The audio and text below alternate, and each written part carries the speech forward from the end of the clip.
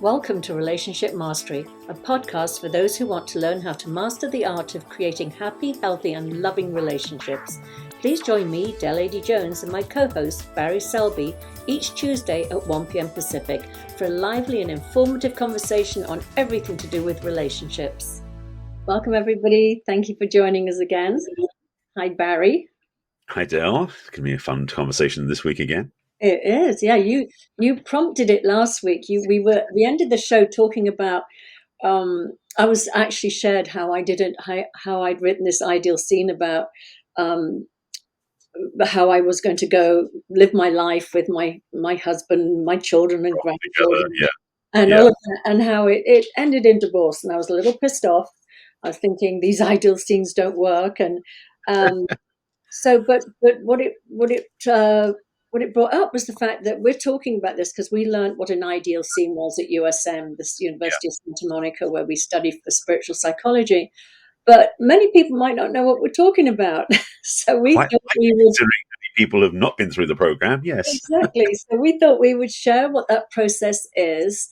And basically, it's in many ways, it is sort of like envisioning your future self or your ideal scene in any area of your life. But as this is a relationship show, we'll focus on the relationship aspect of it. But I used to do an ideal scene for everything and anything. If I was having a meeting, if I was selling my house, if I was doing anything, I would always have an ideal scene about what my next house was going to look like, or if I was moving, or just anything. So to just give you a brief description of it, it's a page, and across the top it says, "This or something better for the highest good of all concerned." And then in the center was a heart with the words, "I am" in it. And we would draw a spoke out of the, like a wheel, like that. The heart was the hub, and there'd be spokes coming out from it. And we would start each sentence off with the word, "I am." And then we'd follow it with an uplifting word like thrilled or excited or happy or blessed. And then we would add what we wanted. So, for example, in a relationship, I would say something like, "I am so happy that I have found the love of my life. I am thrilled that I feel seen, heard, loved, and respected in this relationship." So, Barry, you carry on. What were in your spokes? Well, I wanted to recap a couple of things right from the beginning, because the way you describe an ideal scene, it's kind of like a mind map that's affirmative in a way, because that's what it really is about. It's really affirming what you want to have happen. And if you ever used a mind map, it's the idea you have a central topic, idea, theme, and then your spokes off of that. The other part, which is inclusive also, is underneath it says, this is something for the highest good of all concerned. That is a title of what your ideal scene based on. So it could be a relationship, could be housing, could be a new job, could be income, could be anything. So in a relationship, a couple of things as well. Those spokes that you put on, for one, I remember some people used to do this where they'd actually make the spoke like curved and artistically shaped, because you can do that what you want with it. Really, it's about the quality of what's on it, not so much how it looks. You can always play with that. The other part is those statements you write on the vision on the spokes are affirmative. They're also inclusive about yourself, and they are directional. So when you're writing about things on the audio scene, some of mine I put on those sort of things would be, "I'm thrilled that my partner meets me on every level the way I want to be met, and we have great time communicating and connecting," for example. Or it could be another one would be, "I love the adventures my partner and I go on every time because we really enjoy each other's company and we love exploring new places." Yeah. So anything like that that's affirmative and positive can be, I want to say, is great to be added to the ideal scene. But again, as was said, the title across the top, "This or something better for the highest good of all concerned." So basically aim higher, but know that what's possible is even higher. That's kind of the intention behind ideal scenes. Exactly. And to know that sometimes, as I said, what you think is ideal for you is so far below what the universe thinks is ideal for you. So it can look like, "Oh, these don't work. I'm not getting," it's because sometimes people will be very specific, like, "I am thrilled I'm in a relationship with John so-and-so." And it's like, Good luck with that. Yeah. Don't name names. Let the universe decide who is the best person for you to be in. But name the qualities that you Yes, want in the relationship. Name the way you want to feel, and to also have it be in the present moment, right as it's happening. Not like absolutely. I am looking forward to when I am, you know, Right. Yeah. when I'm in a relationship where I feel happy and cared for and loved. No, it's like I am feeling blessed that I am in this relationship where I am experiencing unconditional love and positive regard, or whatever it is that you want. Yeah. So The thing, and also again, reiteration is also affirmative, meaning is something's positive. So saying that I want, I'm looking for that I enjoy being with my partner, my girlfriend, partner, what you're calling it, doing this, and this, versus that we're not doing that. yeah, So make exactly. sure you language it in a positive, affirmative state. Because if you're fear about your partner's going to cheat on you, you don't want to say that I'm in a relationship where my partner never cheats on me. You say, no, I enjoy being in a monogamous relationship with my partner because we're loyal to each other, something like that. So it's always Exactly. the word use to affirm what you want to create, not disaffirm what you don't want, so to speak. I know. It's like, I am so thrilled that I'm not being emotionally abused anymore. No, that's not Right. Not you we want, no, don't want to no. write that one. Yeah. But I think, I mean, I used to keep a booklet of them. I mean, I wrote them all the time. I mean, and it's quite funny. I do look back on after my first indignation that I that I wasn't going to get what I thought I wanted and needed, which was to stay in my marriage. When I did finally separate and move on, I did write one for my relationship, and I found it not so long ago. And this is like I wrote this about 15 years ago, and Mhm. it was amazing to me what actually came true in on my spoke of what was important to me and what was valuable to me and how that did come into fruition.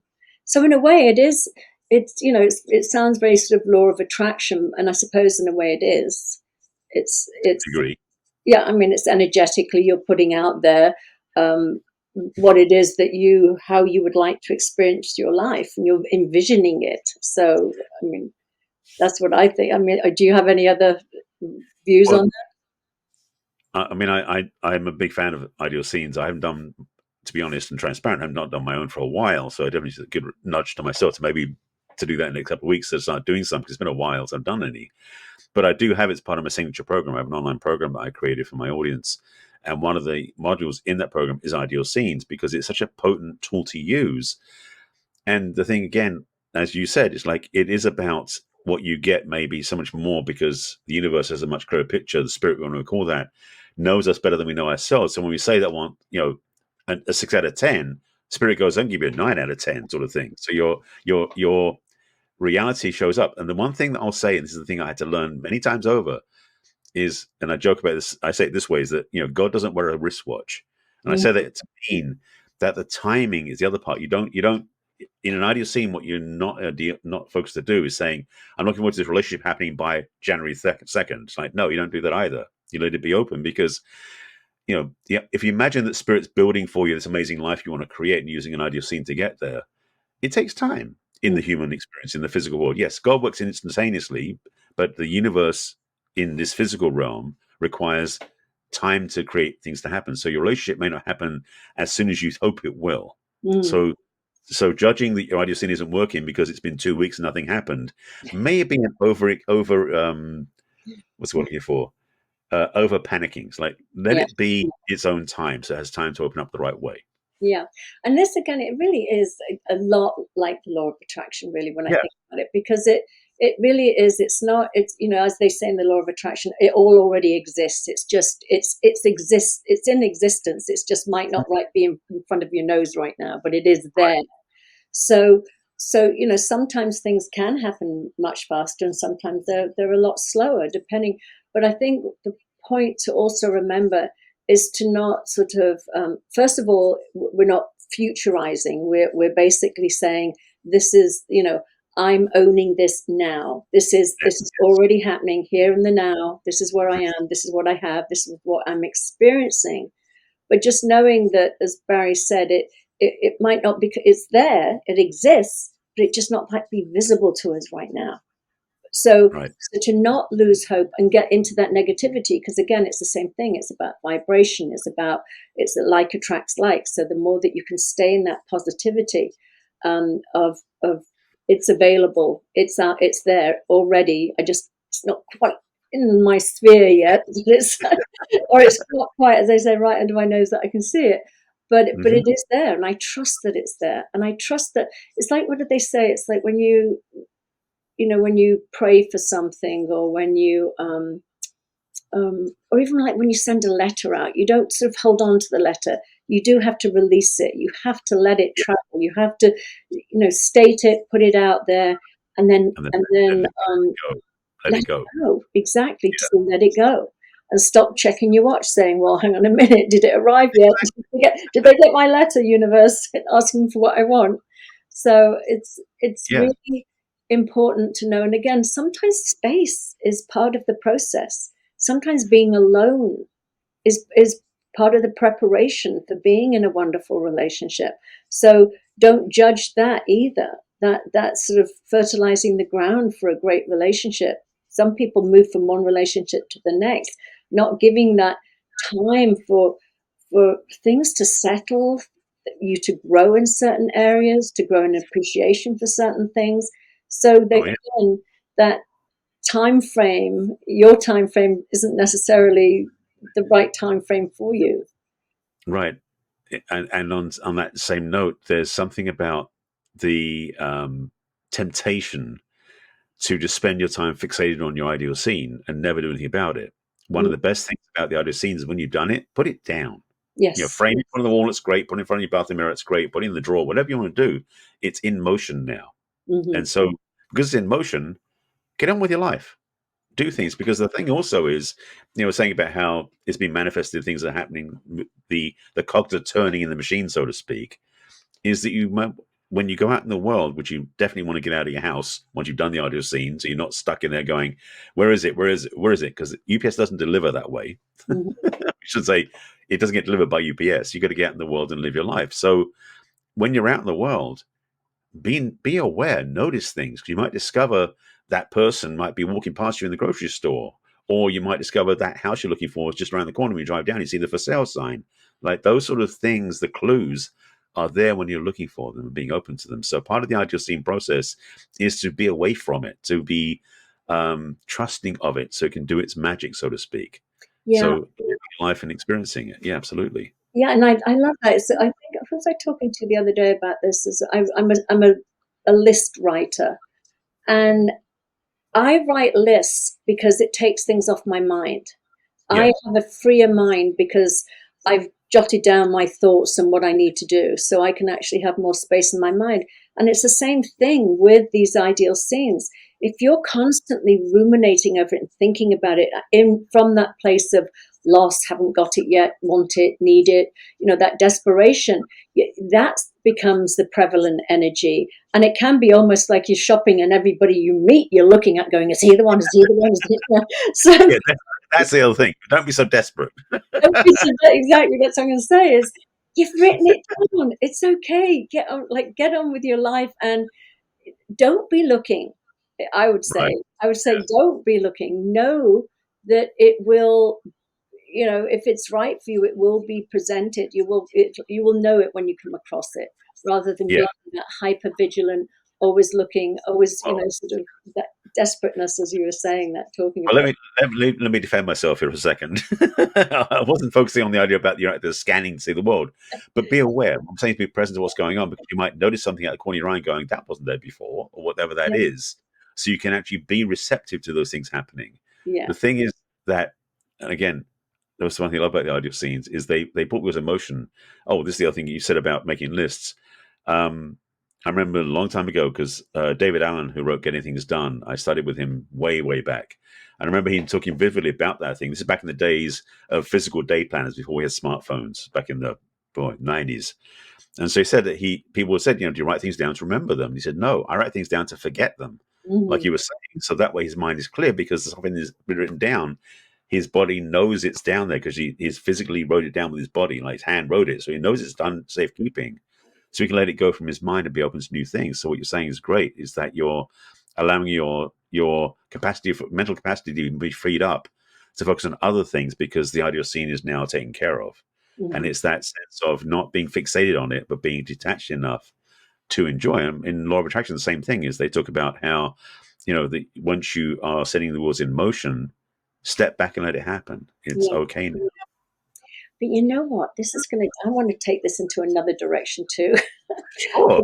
We are talking about law of attraction and things like that. And I do remember when The Secret first came out, I saw one person in particular give up a really wonderful relationship because it wasn't 10 out of 10. It wasn't, she bought hook, line, and sinker into the I can have anything I want. I can have a millionaire that has a private jet and a house in Italy and one in California, and I can have, and I can have, and I can have. And to the point where the expectations were so big because she just totally bought into the secret that you can have anything you want. And I've met people that do that, and they're not based in. And when I say reality, I don't mean it as like gloomy, like, oh, I'm not worth very much. I'll settle for crumbs here. But I'm talking about, it's to just be based in reality too. I always say, a relationship is, 10 pieces of the pie, 7 pieces are phenomenal, they're amazing, and 3 pieces are just like, oh, okay, well, I'd like it to be. Now, they're not deal breakers, those 3 pieces. They're not like, oh, they have an addiction, they're lying or a cheat or a narcissist or whatever. We're not talking about that. We're just talking about, well, maybe they don't make quite as much money as I hope they would, or maybe I like men that have got long hair and not bald, or maybe I like somebody that doesn't have a paunch and they have a tiny bit of a paunch. And so I'm just saying that there are to be. I mean, we only have to look at ourselves to realize that we're not perfect. We're not a 10 out of a 10. We're wonderful, but we also come with our quirky bits too. And the quirky bits are okay. I mean, obviously, if they turn you off and that you're not attracted, I'm not saying overlook those things, but to just when you do these ideal scenes, again, remember, it's you might have like on your ideal scene that this person is a 10 out of 10 on every level and go, well, they don't fill every single one of those spokes I wrote in there. So therefore, this cannot be the right person for me because I damn well sent that letter off when it said I wanted a 10 out of a 10, not a 9 out of 10. So just again, to not have it be so rigid. If most of it is a good portion of it is, as I say, at least 7 out of those 10 are spot on, and the other ones are close enough. Then I can see you looking, Barry. I'm not sure if you totally agree with me on this one. Well, I have some thoughts, and I'm trying to remember because things along the way you said it was like, all this and Yeah, all that. The one thing is, first of all, yeah, we're not perfect, but we are perfectly imperfect. And I'll say it that way yeah, because I exactly. think it's better. So, but the second thing I say is that when you set up your goals, your vision to be so amazing, like you want a 10 out of 10 in partnership. The question I've always asked, said this to my clients oftentimes, is when you look in the mirror, what number do you call yourself? If you're a 5 out of 10 and you're looking for a 10 out of 10, here's the thing. How do you know the person who's 10 out of 10 is going to even see you if you're not a 10 out of 10 yourself? Mm-hmm. Not saying you should settle, but if you feel like that person you're out there is so amazing, maybe it's time you start working on yourself as well. Like the gap we said earlier about being in the gap between relationships. Maybe it's not good to jump into the next relationship, but spend time working on yourself. That's why you and I do the work we do with our clients so that they become more of a 10 themselves, so to speak, because really it's like attracts like. So when you are in the vision of what you want to create, have a vision that is absolutely possible. It may not be the the billionaire level of success you want to have, but it's one thing that's achievable. And it's also about the fact is as you raise your own standards and raise your own self-regard and your own self-image, then the qualifications of what you achieve are going to raise as well. So it's like, yes, you're doing the ideal scene or the law of attraction, you're working on what you want to create, but at the same time, it's going to call you forward to step into that level of excellence yourself. Yeah, So you've got to yeah. make it work. And the other, and while we're on the subject of ideal scenes and law of attraction, it's to not beat yourself up, Indeed. because that. And again, and actually going back to what we talked about last week for a second, there is that little part of me that when something goes wrong in my world, like being hacked, that like, did I energetically attract this? There's Yeah. that temptation. That's where I do have an issue with law of attraction, or whatever it is that we end up blaming ourselves when something, what we might label as negative or bad, has happened to us.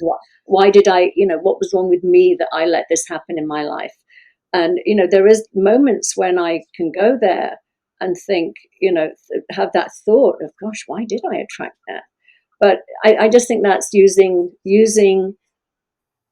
the law of attraction, or whatever it is, or ideal scenes against ourselves. And I highly recommend we do not do I say this way just to make it dramatic: is don't weaponize the law of attraction against yourself. that. Yeah. That's what we do, and that's the thing is that, and I've been in spiritual community like you have for many, many years, and some people do tend to use the law of attraction as a weapon against each other, saying, "Well, how do you create that? How do you make it happen?" And the thing is, and this going back to a seminar I took many, many years ago, we talk about how when we're accountable and responsible for what's happening, there's three levels. And one level is we can be extremely overly responsible, saying, how did I create that? How did I make that happen? How did I cause that to happen? It's like, in a lot of ways, it doesn't want to do that because some things are out of our control. Mm-hmm. So the second part, the level below that, is then how do you promote it? How did you set it up to happen? Because maybe you did something without realizing it, like maybe because you clicked on the email or clicked on the link, you sort of set it in motion, so to speak. You didn't make it happen, but you enabled it to happen more easily. The Mm-hmm. third level, which is one that most people can be culpable for, is how did you allow it to happen? And for me, that thing where I said my house was broken into, I didn't set myself up for success because I had a feeling, there was some part of me had an intuition that I need to put stuff away because I was going out for the evening. Mm-hmm. And I sort of had this little thing in the back of my mind going, you shoulda, you shoulda, you shoulda. That was an allowance thing, right? I didn't do something. So knowing that there's levels of accountability and responsibility for being part of this conversation. So you're not weaponizing against yourself, but you're noticing where you can change or up level your own activity within it to make it happen more positively. So definitely do not weaponize against yourself, because you don't deserve that, first of all. But also notice that when you start to take over responsibility of things that don't work, that's also not necessary either. Mm-hmm. Yeah, and it goes back to what we was saying last week as well, that it's just because something didn't happen the way you thought it should happen, doesn't Yeah, mean that it actually wasn't, for your highest good. That ultimately. maybe being broken into was for your highest good on some level. I mean, maybe that loss was something you needed to learn from that. And so it wasn't a punishment. It wasn't, Barry, you're a bad guy. You didn't listen to your intuition, or you were thinking negative thoughts and you attracted this robbery. It's not that. It should Right. simply be there was something in there that you needed to experience to grow from. And same thing with this law of attraction thing, or ideal scenes. It's the same thing. Like I said, I was doing this. I did it. I beat myself up, because this was, God, how many years ago now since we did USM? 2006. So that's 17 years ago.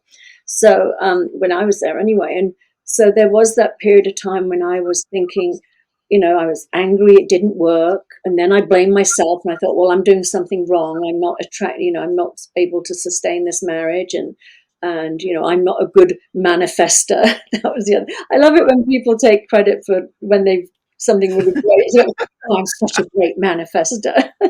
Meaning I am, you're not. but There you but it's the same thing. Again, to remember that, you know, we things come our way with such gifts. Everything. We did this show a few weeks ago. Everything is for us, not against us.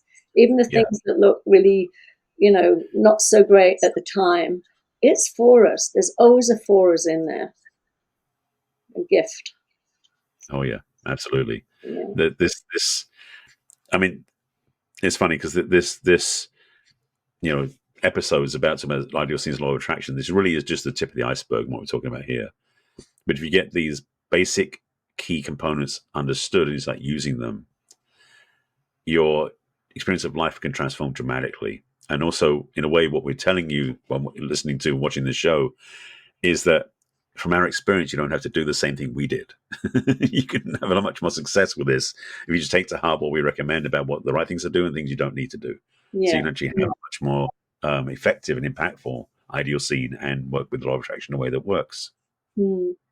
And as I'm saying this, I'm thinking even the beating ourselves up, that's something that is happening for a reason. It's showing us that when we allow our thoughts to go against ourselves, it hurts.